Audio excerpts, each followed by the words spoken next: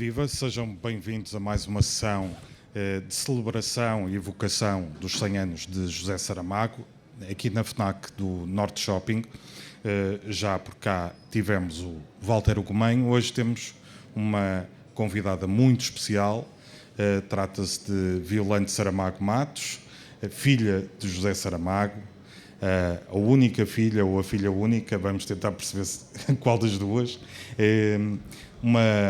Uma mulher de fortes convicções que acompanhou de forma muito próxima a carreira e a vida do pai e é muito sobre o pai e o homem que vamos conversar, muito mais do que sobre o escritor, porque sobre o escritor há muita gente a falar, sobre o pai e sobre o homem são poucas as pessoas. A Violante é bióloga, mas também é uma mulher que gosta de escrever, já tem 5 ou 6 livros editados, e um deles é muito interessante, que se chama De Memórias Nos Fazemos, e que é um conjunto de pequenas memórias, de pequenos episódios, pequenas histórias da vida da Violante, e em que, em muitas delas, José Saramago é presença, é protagonista, é co-protagonista da vida da Violante. Violante, muito boa tarde, bem-vinda ao Porto. Recebemos-la com o melhor tempo que o norte do país tem para receber, Chuvinha. Que é o nosso postal ilustrado. Estamos a evocar 100 anos de José Saramago e a minha primeira pergunta é, ao fim e ao cabo, é um desafio daquilo que eu fui lendo e vendo da Violante, que é, vamos começar por aí, o que a mais aborrece quando ouve falar sobre o seu pai? Porque há uma série de ideias feitas, há uma série de preconceitos, de pré-definições. O que a aborrece mais quando ouve alguém dizer eu não gosto de José Saramago por, eu não leio José Saramago por, é isso que a aborrece? O que é que falha no retrato que vai ouvindo das pessoas sobre o seu pai? Boa tarde, já que me receberam bem com chuvinha, porque a chuvinha é precisa, também podia ter recebido bem com uma pergunta mais simples. Vamos lá ver. Há várias coisas que me irritam. Uma delas é, eu não leio José Saramago porque não gosto. Quando a gente não lê, eu não percebo como é que não se gosta. Pronto, não leio José Saramago porque não gosto da cara dele. Ok, pronto, será um argumento válido, provavelmente, mas não me parece que seja qualquer coisa assim muito consistente. O que me irrita mesmo é a quantidade de lugares comuns e de coisas que se vão dizendo quando não se conhece nada. Não há pachorra para a história das vírgulas, por exemplo. Não tem vírgulas, não tem pontos. Não, vírgula. Não há pachorra para a história das vírgulas, vírgula, porque evidentemente, travessão. Porque, travessão, evidentemente, travessão, nós falamos exatamente usando vírgulas, ponto de exclamação. Quer dizer, eu acho que talvez, eu não sei nada de literatura, não sei nada de pontuação, não sei nada, ou sei muito pouquíssimo de escrita, mas eu acho que era talvez mais proveitoso e mais interessante tentar perceber, por um lado, como é que se pode resolver uma dificuldade efetiva. Nós estamos habituados a que a escrita obedeça a um conjunto de regras absolutamente rígidas que nos facilitam a leitura, nos facilitam o acesso ao que está escrito. E quer seja na poesia, ou na prosa, na dramatologia, enfim, seja onde for, há regras muito concretas e muito definidas há muito tempo. E nós culturalmente habituámos-nos a isso, mas a verdade é que isto surge, e eu tenho muito presente, já tinha esta desconfiança e depois quando ouvi o meu pai falar, ou quando falei com ele acerca disto, fiquei de facto convencida que tinha que ser um bocadinho assim. Por uma razão simples, este livro, Levantado do Chão, é um livro que não sai da cabeça dele, isto é, de uma forma geral, quando a gente se põe a escrever, tem uma ideia qualquer, se calhar acaba por ir por um caminho completamente diferente, mas não interessa. Mas tem uma ideia qualquer, cria uma história, cria um enredo, cria ou escreve um ensaio. Portanto, sai de nós, ainda que resulte de um conjunto de avaliações que vamos fazendo da vida e dos acontecimentos, mas sai de nós. E verdadeiramente o levantado do chão não sai dele, passa por ele as vozes e as falas dos camponeses alentejanos com quem ele esteve a falar. E portanto eu acho que ele, a certa altura, e eu tenho esta percepção, ele a certa altura muda o modelo e as regras da escrita exatamente por isto, porque ele é apenas o veículo de vozes com quem viveu durante algumas semanas. E por isso, se calhar, a melhor coisa que a gente tem a fazer é não ler com aquelas regras a que nos habituamos. E ler em voz alta, começar a ler em voz alta, é um bom exercício. Porque ao fim da minha experiência, não pessoal, mas de pessoas amigos com quem falei sobre isto, ou pessoas com quem falei sobre isto, dizem-me sempre, mas eu chego à 4ª ou 5ª página e já me calei.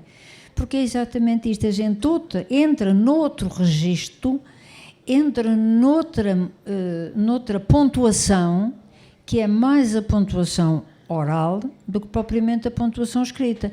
E como é que se dá por isso? Dá-se pelas vírgulas, que nos obrigam a pausas, dá-se por letras maiúsculas no meio de uma frase que nos obrigam inevitavelmente a uma paragem maior, portanto corresponde a um ponto, e fazendo isto meia dúzia de páginas, a certa altura a gente percebe o ritmo da leitura, que é, naquele caso e nos que vieram a seguir, o ritmo da fala e não o ritmo da escrita a que nos obrigavam, desde que começámos a aprender a ler, a cumprir escrupulosamente. E, portanto, esta é uma das coisas que enfim, que acho que se pode ultrapassar, queira-se.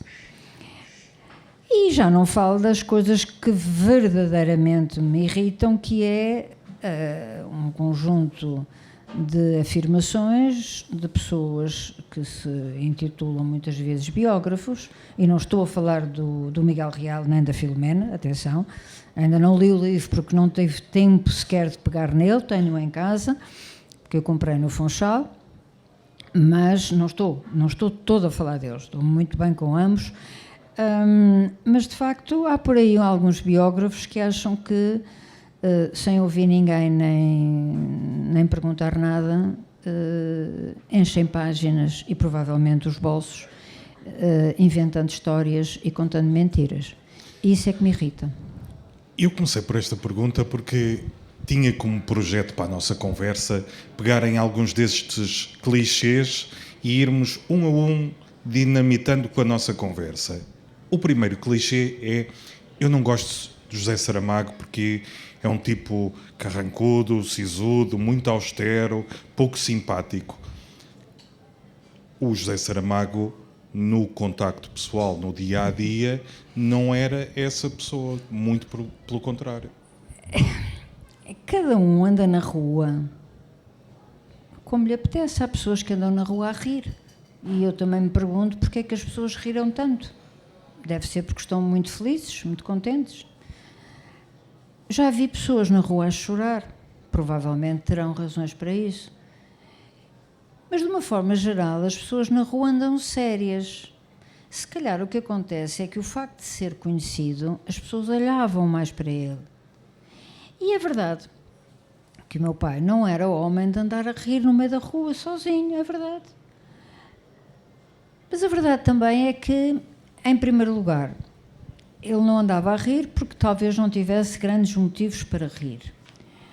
Era um homem de uma preocupação social permanente, de um compromisso que não cedia de maneira nenhuma, e antes pelo contrário. O Nobel, se houve coisa que lhe trouxe, foi uma plataforma que ele passou a respeitar escrupulosamente em defesa daquilo que achava certo, mas também muitas vezes era uma forma de proteção. Meu pai era extremamente contido na transparência das emoções e continha as emoções e continha-as assim. Agora, sisudo, mal disposto, essas coisas assim, em casa não era. Aliás, enfim, há variedíssimas fotografias que eu tenho do meu acervo pessoal, em que estamos os dois a rir à gargalhadas, ainda por cima temos o mesmo riso, eu estou cada vez mais parecida com ele, até na intolerância, e, portanto, não há dúvida que também não fizemos pose para aquelas fotografias. Não era agora, era preciso conhecê-lo para perceber quanto daquela sisudez correspondia à tristeza, à contenção de emoções, a fazer um esforço para não começar a chorar. E, de facto, há um episódio que é conhecido, porque houve um jornalista que o viu. Quando meu pai foi recebido a seguir à atribuição do Nobel no Centro Cultural de Belém, eu estava lá, estava com o meu marido, os nossos filhos, e estava a choramingar, pois claro, eu ainda por cima sou choramingas, e estava a choramingar, e o meu pai chegou ao pé de mim e disse-me: olha, vê lá se te calas, porque eu não posso começar a chorar aqui à frente destas milhares de pessoas, portanto, vê lá se me dás uma ajuda, porque ele estava aflitíssimo, e estou convencida que aquilo que lhe apetecia mesmo era fazer o mesmo que eu, mas de facto o sentido de responsabilidade dizia-lhe: não podes fazer isto. E portanto armou-se de um ar sisudo, sério, parecia que tinha ali uma barreira de autodefesa, mas não era. Uma coisa que eu percebi, ouvindo as suas histórias, é que estava longe de ser aquele pai de andar sempre atrás dos filhos, a paparicar, mas era alguém que, quando tinha qualquer coisa para dizer, escolhia o momento, tudo aquilo era quase como se fosse uma parábola. Eu quero abordar este assunto, vamos lá encontrar o sítio certo, a forma adequada para eu pôr o dedo na ferida. E há aqui uma história muito boa, que é sobre os touros e sobre as touradas, que é um desses exemplos. É verdade, esse é um desses exemplos, mas também tinha o outro, aquele de que é a oportunidade, calhou a oportunidade, e eu passo a contar rapidamente, porque foram de facto dois exemplos e duas memórias que me ensinaram muito. O meu pai nunca me deu uma boneca, nunca me deu uma caixinha de bombons, nunca me deu fitinhas para o cabelo, nunca me deu nada disso. As prendas que eu recebi dele foram livros, só. A história dos touros é simples.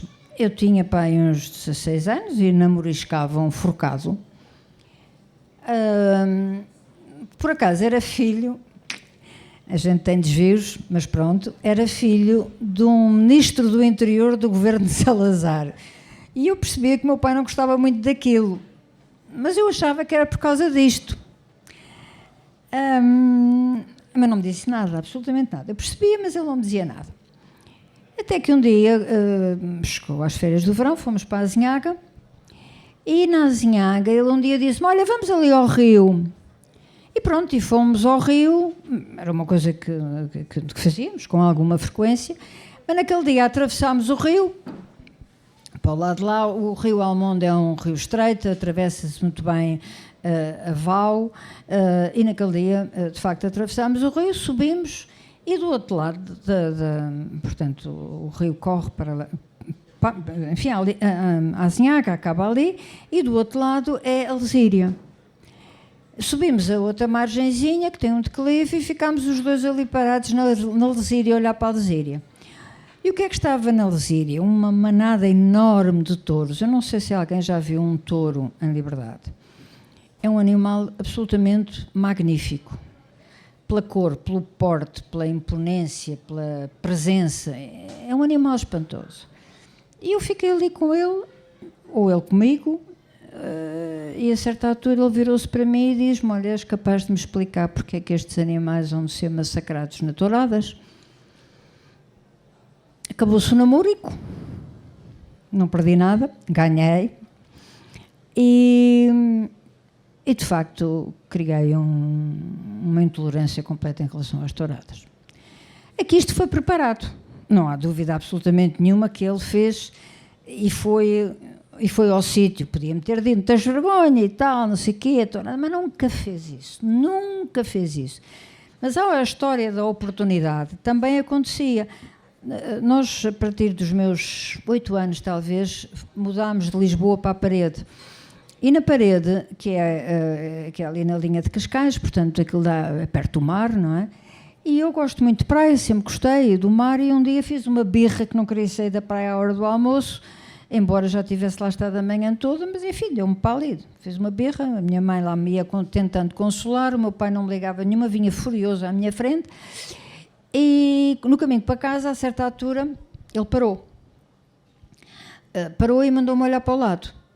E ao lado para onde ele me mandou olhar, era um ringue de patinagem, onde eu costumava patinar, e naquele dia havia uns 3 ou 4 meninos da minha idade, portanto, crianças. Eu teria talvez 9, 10 anos, coisa por aqui, o máximo.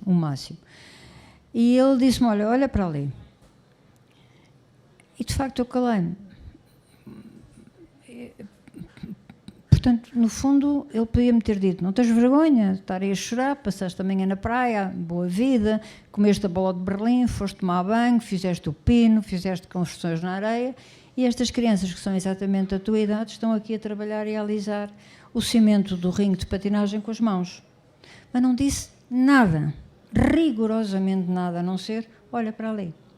Portanto, tinha dias, havia dias em que efetivamente preparava qualquer coisa para me dizer, sempre de uma forma muito particular, sem grandes exuberâncias, não me recordo de exuberâncias, mas muito incisivas, tão incisivas que eu vou fazer daqui a uma semana 75 anos e de facto lembro-me delas. Lembro-me, e marcaram-me, sobretudo mais do que me lembrar do pormenor exato da roupa, não sei o que mais, é a marca que ficou. Diga-me uma coisa, isto as filhas sabem sempre, porque as filhas têm uma relação com o pai e o pai com as filhas diferente daquela que é com as mães, e portanto as crianças muito cedo sabem e percebem onde é que acertam no coração do pai. Onde é que era o ponto fraco? Onde é que a Violante pequena, se quisesse desarmar o pai, tirar-lhe uma gargalhada ou ir ao coração dele e amolecê-lo, qual é que era a estratégia? Havia um ponto fraco que ele não resistisse? Não sei. Não? Nunca dei por isso. Se calhar havia, eu é que não dava por ele. Não, sinceramente, nunca dei. Talvez porque aquela relação não fosse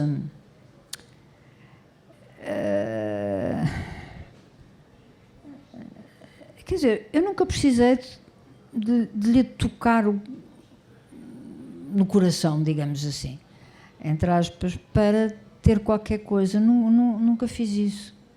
Na verdade, não me lembro. E não me lembro que ele tivesse, digamos assim, um ponto fraco. Posso dizer que ambos manifestavam o afeto, que me ficou do afeto deles formas particulares de o manifestar. Isso é verdade. Agora, em termos de uma estratégia para qualquer coisa, não. Não. Não. Mas o gosto da leitura vem muito dele, foi muito... O gosto da leitura vem dele, vem da minha mãe também, mas sim, vem sobretudo dele, porque, enfim, quer dizer, isto é o que é, não é? Quer dizer, quem em casa mais lia, de facto, era ele. O que significa que quem me incutiu mais o gosto pela leitura foi ela. Mas quem em casa mais gravava e pintava era ela. Portanto, quem me incutiu o gosto particularmente pela pintura foi ela. Portanto, há aqui duas componentes que se complementam, não é? Quer dizer, há aqui duas áreas que são próprias de cada um deles, que se complementam. E agora, no que diz respeito à leitura, sim, é ele que me leva a ler mais, é verdade. E perguntava-lhe a sua opinião sobre os livros dele. Gostava de saber o que é que tinha achado dos livros. Vamos ver. Nós temos que ver em que altura é que estamos a falar disto, não é? Eu casei em 1970. Em 1970 o meu pai tinha muito pouca coisa editada. Tinha um livro que foi editado no ano em que eu nasci, em 47, que vai agora ser reeditado com o título original, que é A Viúva, exatamente. Quando se ler A Viúva, perceber-se-á que não tem qualquer razão de ser o título Terra do Pecado. Não se fala de pecado ali, está muito para além disso. Uns livros de crónicas e depois, antes do levantar do chão, ainda há A Noite, portanto, peça de teatro. Não, e o que farei com este livro, portanto, também uma peça de teatro. Portanto, o meu pai tinha uma colaboração regular na imprensa diária, que leva depois à produção de 2 livros de crónicas, Deste Mundo e do Outro, e A Bagagem do Viajante, além dos poemas possíveis. Ora bem, portanto, o que eu acompanho é isto, não é? O que eu acompanho é a escrita destas obras, mas eu acompanho muito nova. Quer dizer, quando eu cresço, saio de casa. E, portanto, a minha relação com a escrita dele tem, no fundo, o acompanhamento que se pode fazer um pouco à distância. Quer dizer, eu não acompanho a escrita, claro, não é? Mas era isso mesmo que eu queria saber, que é, à distância, a Violante ler os livros dele e depois conversarem sobre a sua leitura dos livros. Sim, isso acontecia. Isso acontecia às vezes mal, porque quer dizer, há um livro que para mim é muito curioso, que não tem propriamente graça nenhuma, porque revela um disparate, porque a gente também faz disparates na vida. Eu, quando acabei de ler todos os nomes, liguei-lhe para Lanzarote e disse-lhe: "Opa, isto não é um policial com cheiro a crisântemo, pois não?" E diz-me ele: "Que disparate, vai imediatamente ler o livro." Desaparece-me da vista, enfim. Agora, falávamos sobre os livros, sim, claro. Também não era grandes conversas, não havia assim uma... Porque era do que falávamos há bocadinho. A relação que eu criei com os meus pais, e em particular com ele, porque é dele que estamos a falar, foi uma relação de muita solidez, de muita interação, de muito olhar, e muito poucas palavras. E isso levava a que um pequeno comentário fosse o suficiente para nos entendermos. Eu um dia estava em Lanzarote, e foi também uma das memórias que tenho assim bem... Essa foi de facto um choque mesmo. Eu um dia estávamos em Lanzarote, por alturas do Natal, já não me recordo exatamente o ano, tinha que ir ver, e o meu pai tinha o escritório no andar de cima e desce pela escada com um molho de folhas de A4 na mão e diz-me: "Olha, toma, acabei agora, é o ensaio sobre a lucidez." Quer dizer, isto faz assim um bocadinho de cócegas no estômago, não é? O pai vem expressamente entregar-me um livro que tinha acabado de escrever. Quer dizer, eu não estou a dizer que ninguém o tivesse lido partes antes. Agora, de facto, eu fui a primeira pessoa que o leu quando ele acabou de o escrever. E isto para mim tem um significado enorme do ponto de vista da nossa relação. Porque se ele não fosse uma pessoa que ou melhor, se ele não me tivesse em consideração, e agora eu ponho de parte o amor pai e filha, porque isso dá para tudo e não dá para nada, não é? Ou melhor, pode dar para tudo e pode não dar para nada.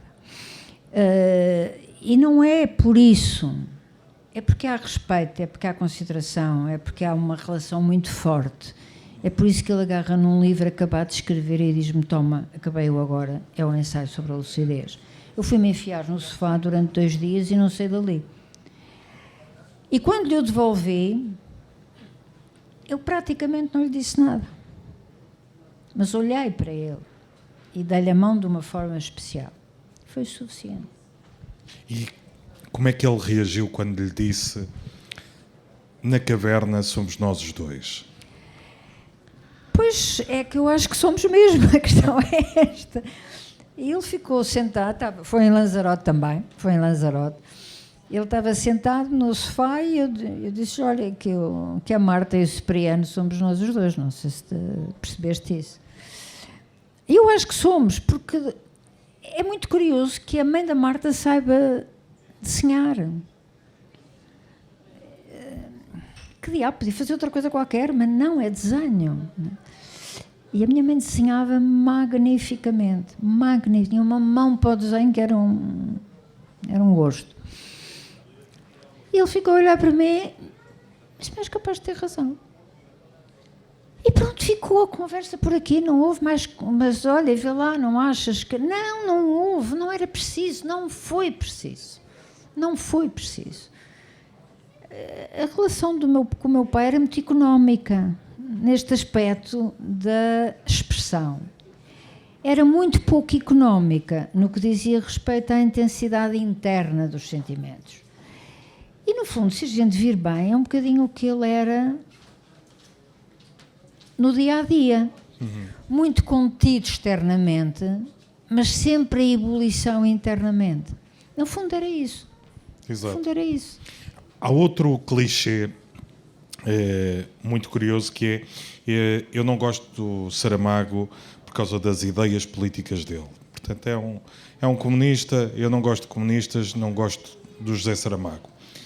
E a sensação com que eu fico é que as pessoas confundem muito o sentido político de José Saramago com um sentido ético. Ou seja, toda a literatura do José Saramago é profundamente ética.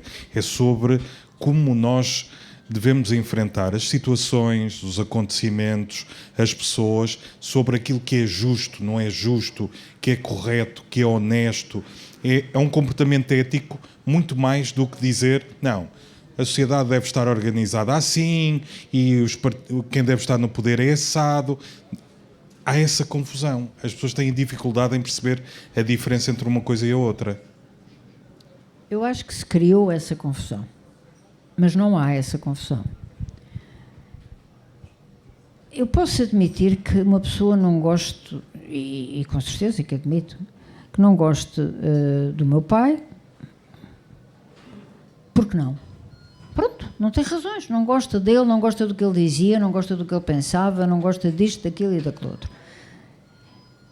E está no seu direito de não gostar. Agora, não há nenhuma crítica em relação a isso. Não pode avaliar os livros, porque exatamente não os leu. Pode ouvi-lo e dizer: eu não gosto do que ele diz, e não me apetece lê-lo. Ok, tudo bem. Não pode dizer que não gosta de o ler, porque não o leu. Pronto. Isso é um aspecto. Depois, acho que há efetivamente essa confusão. E essa confusão é muito deliberada e vê-se no dia-a-dia, em relação a tudo, e não só em relação aos livros de José Saramago. Sempre que se fala em direitos humanos em determinadas alturas, já estamos todos de esquerda. Sempre que se fala em democracia e sempre que se fala em ética, aqui Deus nos acuda. E, portanto, é um problema político, de facto. Não é partidário, mas é político, porque tudo é político. Estar aqui hoje é político. Se optar entre uma coisa e outra é objetivamente político. Se eu opto por viajar em executiva em detrimento de viajar em económica, é um ato político. Posso ter 500 razões, tenho dificuldades, tenho isto, tenho aquilo, tenho aquilo outro, mas a verdade é que há um posicionamento político sem que a gente muitas vezes dê por ele.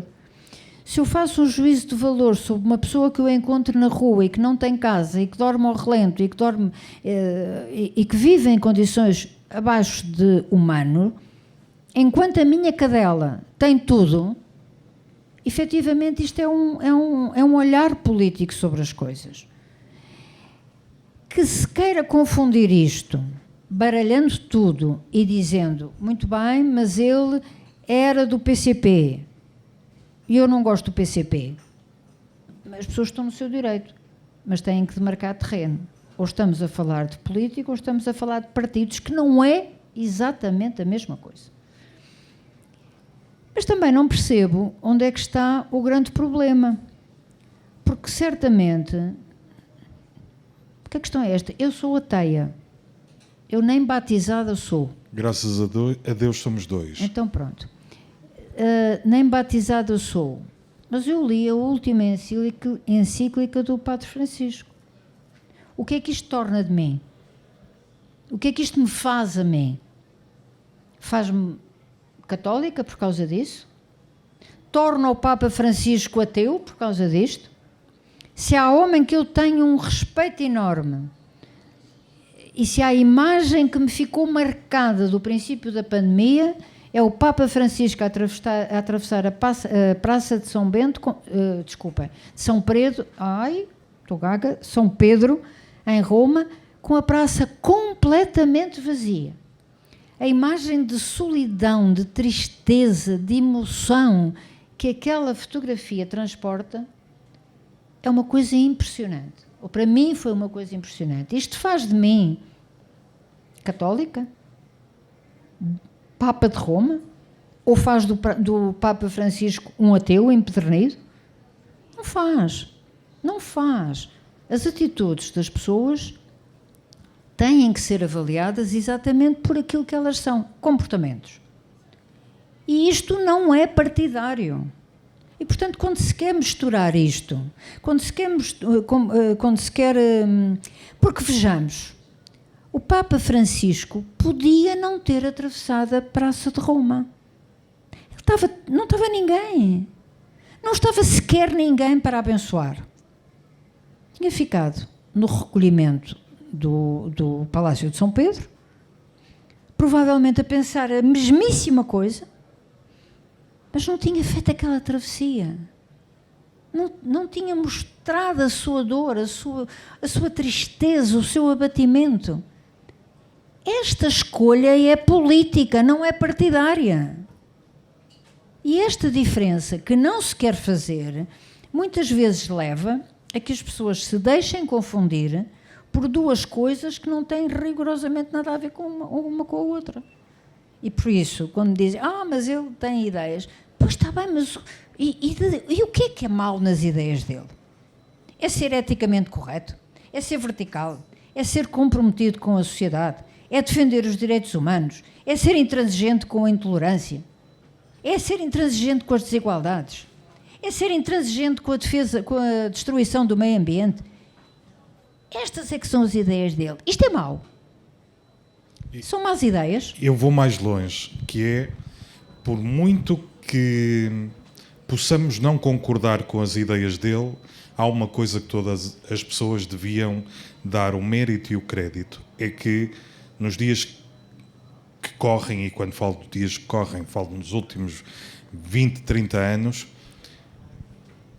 haver alguém que se preocupe já é um motivo de regozijo. E, portanto, mesmo que não pense o mesmo que nós, mas preocupa-se com a situação, já é um excelente ponto de partida. Precisamos de mais pessoas que se preocupem com como as coisas estão. Se depois concordamos ou não uns com os outros, são outros 500.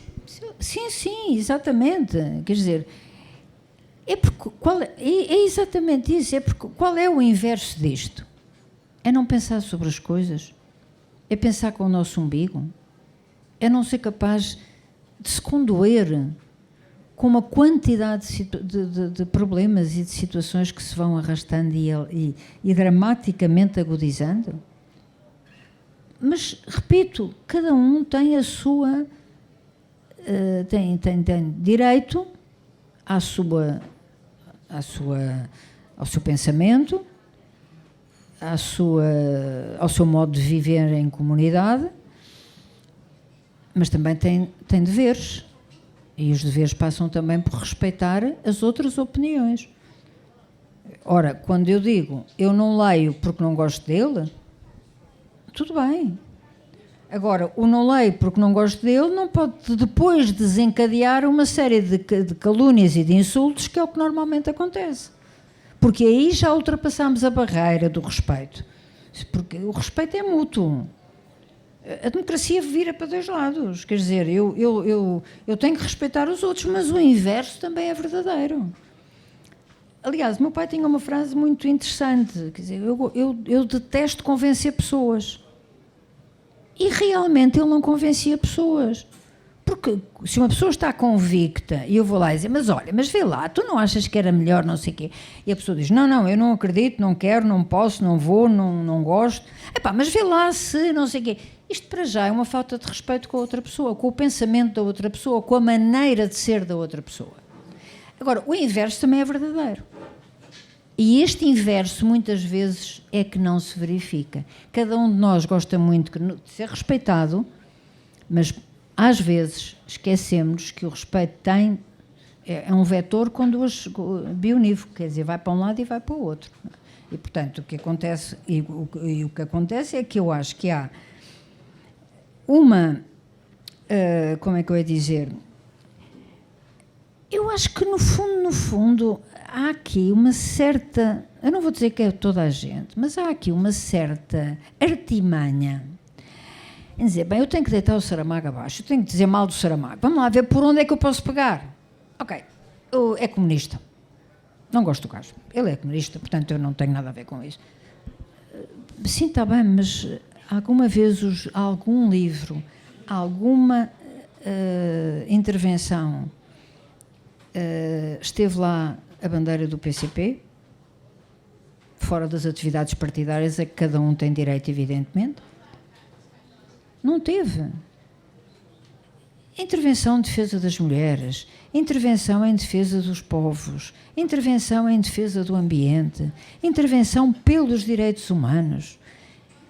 Toda a gente pode discordar disto, mas assuma a discordância de uma forma frontal. Eu não gosto do Saramago porque ele defende os povos do Magrebe. Eu não gosto do Saramago porque ele defende a Amazónia. Eu não gosto do Saramago porque ele é contra a guerra. Pronto, está claro. Assumamos claramente. Não é, eu não gosto porque ele é do PCP. Desculpem, eu não vou ser mal criada aqui, mas o que é que tem o rabinho a ver com as calças?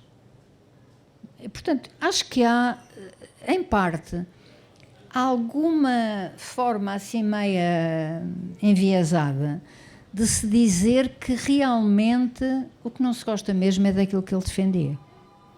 Exatamente. Fazer aqui um exercício difícil. Difícil, pá, violento. Não para mim é fácil, que eu só vou fazer a pergunta. Com certeza, é só perguntar. Que é o seguinte, o José Saramago adorava o Brasil. É violento também, já lá foi muitas vezes e também gosta muito do Brasil. Amanhã à noite, estamos a gravar isto num sábado à tarde, amanhã à noite o Brasil tem ali um dilema que eu imagino que não fosse indiferente ao José Saramago. Não lhe vou pedir para me dizer como é que ele viveria, mas seriam dias de alguma preocupação, de alguma angústia. Lá está do José Saramago andar de um lado para o outro, mais calado, a mexer com as mãos, se calhar a mexer na cara.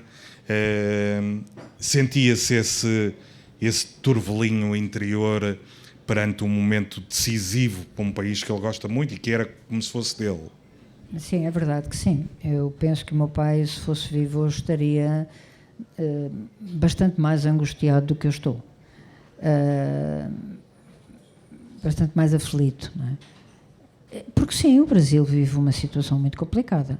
E eu, sinceramente, você não pergunta, mas eu digo, eu espero que o Presidente da República seja deposto. O atual Presidente da República seja deposto. Porque aquilo que está a acontecer no Brasil é uma coisa... Eu vim do Brasil há uma semana e meia. Nem tanto, há uma semana. Eu nunca vi o Brasil assim. Há famílias inteiras que moram na principal avenida de São Paulo. Há favelas, como eu nunca vi, dentro de São Paulo. A Amazónia, a gente é preciso perceber muito bem o problema da Amazónia. O problema da Amazónia é um problema múltiplo. E eu gosto, porque sou bióloga, gosto de fazer comparações connosco, com o nosso organismo, com o nosso corpo. Nós precisamos dos nossos pulmões. Se não tivermos pulmões, morremos. Porque o ar não consegue fazer, não há sítio para fazer a troca gasosa entre o oxigênio e o dióxido de carbono e, portanto, nós não recebemos oxigênio e morremos. A Amazónia é o pulmão da Terra. A Amazónia é o maior libertador de oxigênio do mundo. E nós precisamos vitalmente da Amazónia.